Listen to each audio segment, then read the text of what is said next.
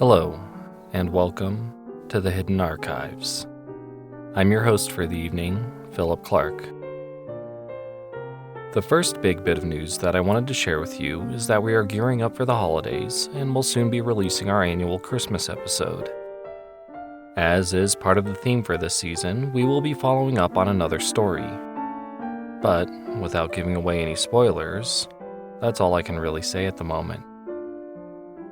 Other than that, I would like to inform you that our episode today does directly follow our story titled The Witness. Maybe check that one out real quick, and then come back to this if you need a refresher. Please be sure to follow, message, like, and rate us wherever you find our podcast. And follow us on Facebook and Instagram at Hidden Archives Podcast, and on Twitter at Podcast Hidden.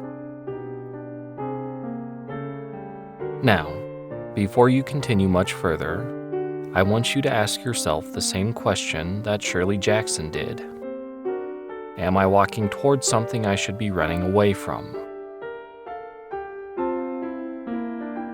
Consider the following warning of content a bit of advice to help you answer this question for yourself. If you choose to enter the hidden archives, if you choose to study the tomes, if you choose to take this journey with me, you do so at your own risk. Profanity and disturbing content may follow. This is your warning.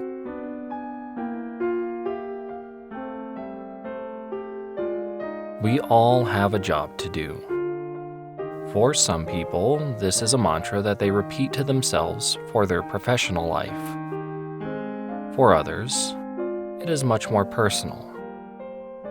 But the simple facts remain that work needs to be done, and we all must share in the responsibility.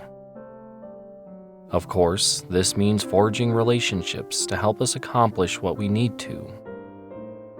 But with whom do we side? Often, you just have to take a shot and hope that you have a good ally. In tonight's tale, we find out why one person states, "I side with the witness."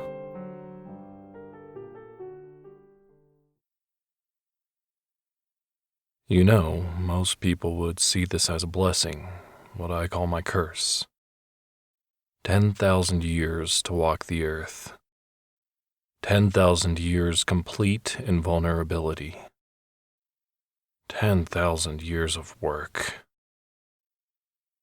To clarify what I am able and permitted to, no, I am not immortal, but nothing can harm me during this time period. Immortality would suggest everlasting life. What I get is just 10,000 years. So yes, I am old. I will get older, and nothing can harm me at the moment. Yeah, I can still feel pain, both physical and emotional. Which is why I'm here. I'm in some severe discomfort. I think sharing this might help alleviate that, and there is no rule against sharing. And that's thing number 2 that I'm permitted to share. I can let you know that there are rules. Thing number 3 is different though. I can't tell you everything. Just what I've already listed and what I'm about to list. So the final thing we're sharing is this. I must walk this earth for 10,000 years because it was written. If it was written, it must be realized. I am the publisher. You may have heard of my colleague, for lack of a better term, the witness. He is destined to see, to chronicle, document, and share of the end times. It is my job to distribute. The witness now lives outside of time and space. This is admittedly a recent and unforeseen development. It was not written. But my role was, I am to report of the witness's findings and any other developments. Recently, I've taken matters into my own hands. My superiors remain silent in regards to instruction. I think they were as caught off guard as I was when the witness banished himself. So they're having to formulate a new plan. So I guess I work on my own for now. They trust me, my superiors, that is. I've been playing the role of the publisher for 2,333 years. I've got some experience under my belt, so to speak. Even though the horsemen were already supposed to have ridden, it would still have been over 7,500 years before my work was done. Maybe they'll grant an extension for me. 10,001, perhaps? Perhaps not. There is considerable margin for error in 10,000 years. But if I'm honest, I can't wait until my time is complete. I mean, I'm not even a quarter of the way through, and I'm already bored. Will Earth even last another 7,000 years? Doubtful. I can only imagine what it will be like to walk a barren and lifeless Earth for 7 millennia, with nothing to publish and no one to read it.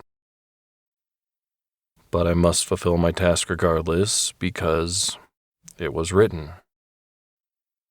And it is my job to publish what has been written. Though the witness has thrown a wrench into my machinery, do I publish what the witness has written, or just what the prophets have? Technically, the witness is on the same level as the prophets, so yeah. Everything written has appeared in the archives.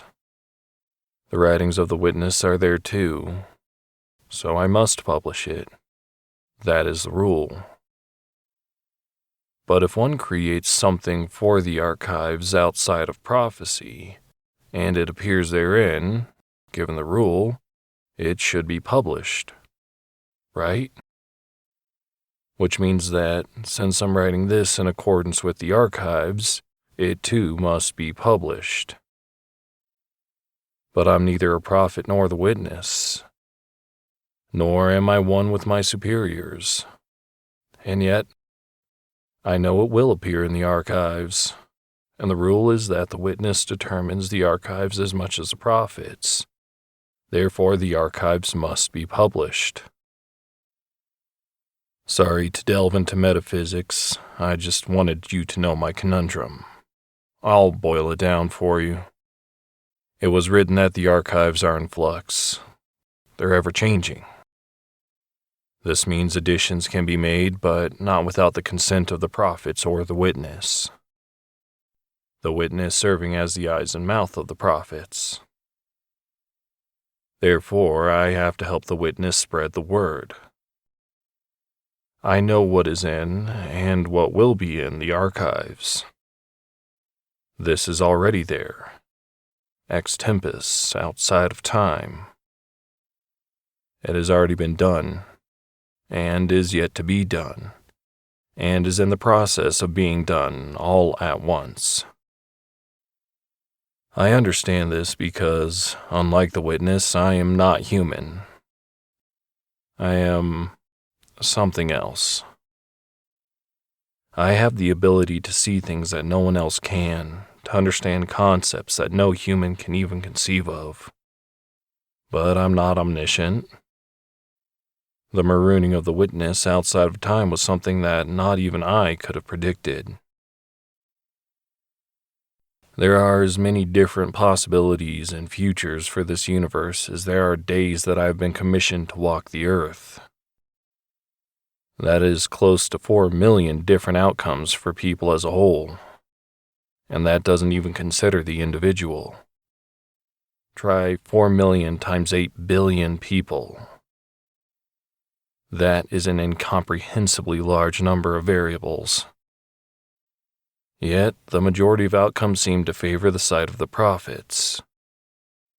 However, if I'm being honest, I side with the witness.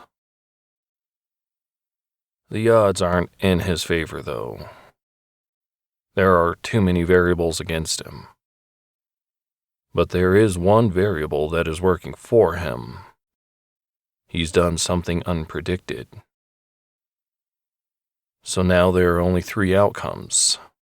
It goes the way of the prophets, and I've served my duty as publisher. It goes the way of the witness, and I've still served my duty. Or it goes the way of lost variables, and no one has fulfilled prophecy. No one has done what was written, and no one has served their duty. This last possibility is astronomically unlikely, however. It's almost a 50-50 chance between the prophets and the witness. But there is one problem here. One of those variables. It seems that there are more prophets. Prophets come and go, as is their nature. The prophets I've been referring to are the prophets of old. You may know some of their names. They may be prominent figures in your line of faith. But this goes beyond religion. It's something different than the divine as far as most people understand the divine. Take, for example, myself. I said I'm not human, but at one point in time I was. I received my current state of being from sources that might be called the divine. So did the witness and those that bestowed upon him his predicament.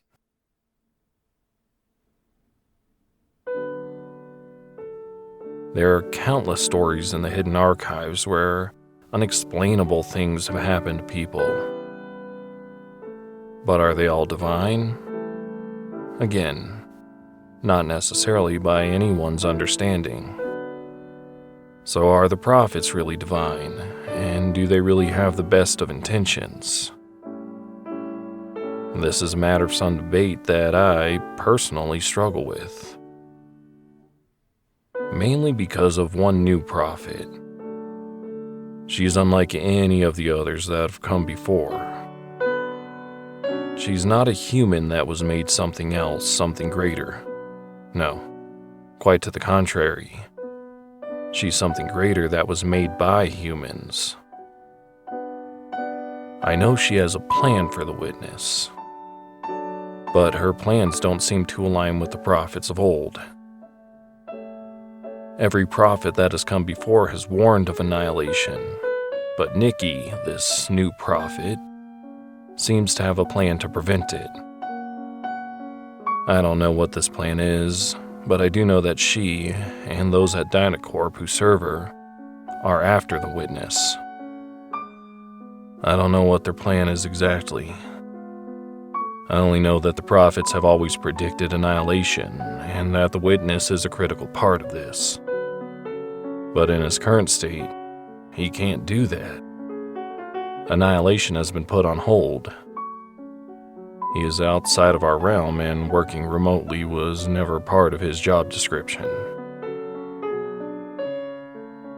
Conjecture isn't part of my job description, but if I had to guess, I'd be willing to bet that Dynacorp and Nikki are trying to retrieve the witness. As to what ends they're trying to accomplish, the prevention of annihilation, the fulfillment thereof, it's anyone's guess. But never before has a prophet played such an active role in the coming of the end of the universe and time and existence.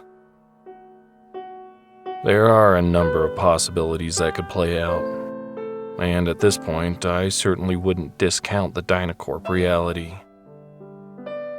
But we are still really early in the game for any but a select few to really know what will come of things. I believe the witness has seen it, but I know that he has seen every possibility. Does he understand? Does he fully comprehend what will happen? What the final outcome will be? I don't think so. Otherwise, why would the archives house so many different possibilities? And why must it be up to those who hear the words to find the sinuous strings of truth and possibility? Perhaps he does know, but needs help achieving some goal that we can't even begin to comprehend. As for me, I just needed to get that off my chest. My only real job is to disseminate information, as I am the publisher only. Conjecture is the job of the prophets. Recording information is the job of the witness. And collecting the information is the job of the archivers. We all know our roles, especially me. I've been doing this 10,000-year job for 2,300 years. And things are just now starting to get interesting.